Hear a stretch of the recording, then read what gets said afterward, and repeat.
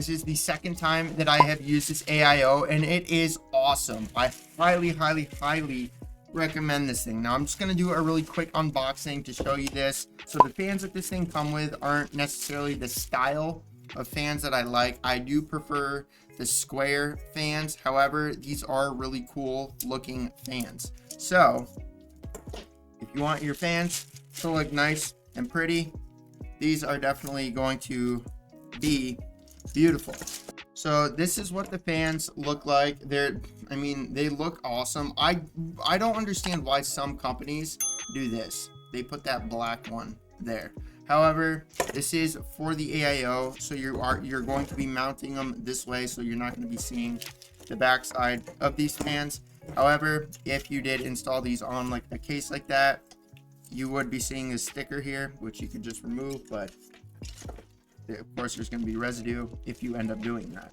So the back plate, something pretty cool that, again, most companies are doing. Most of the like higher end coolers do this, but it's nice when they put the tape so that when you go to put it on the back of the motherboard, you don't have to like hold this and like screw it down, like it's actually going to stick there for you. So that's the Intel backplate. Forgot to say to like the video, subscribe to the channel, leave a comment. I hate saying it just as much as you probably hate me saying it, but if I do not say it, like 1% of you will actually do it. Like, subscribe, leave a comment, all that good stuff.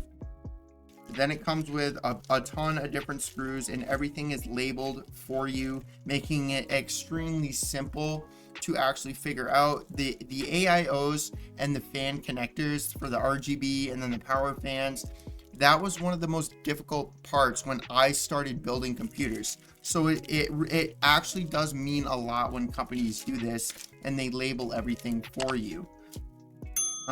So you got your mounting brackets, you got your fans to like screw down in there, and then you got these like white fan hubs, which is great because there's a lot of companies that they give you like these ones.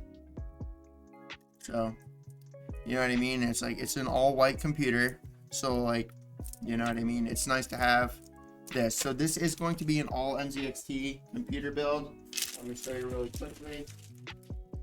We do have all this stuff over here, other than the graphics card, obviously, and the AIO. Clearly, I like using new stuff.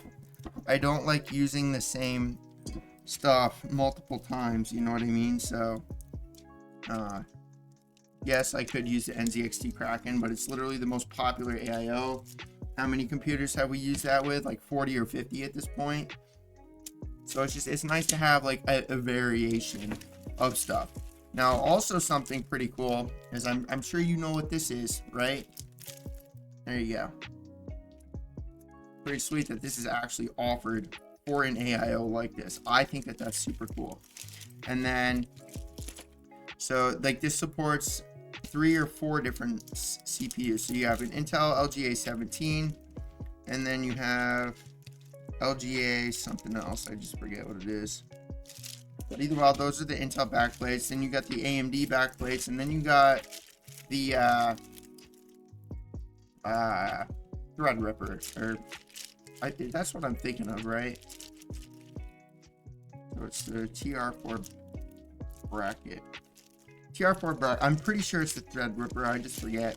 And then it also comes with some nice thermal paste as well. So it's not like it's actually, I mean, at least it says MSI. I don't know if they just slapped their logo on a third-party brand or whatever, but either way, the thermal paste works extremely well. The last computer we used this with and built with this was so another AMD stuff. The last computer that I built with this and tested it with had a 14700K. However, again, highly recommend this AIO. It looks super cool. You know, I think it looks super cool at least. But yeah, I'm gonna go ahead and start building this fella.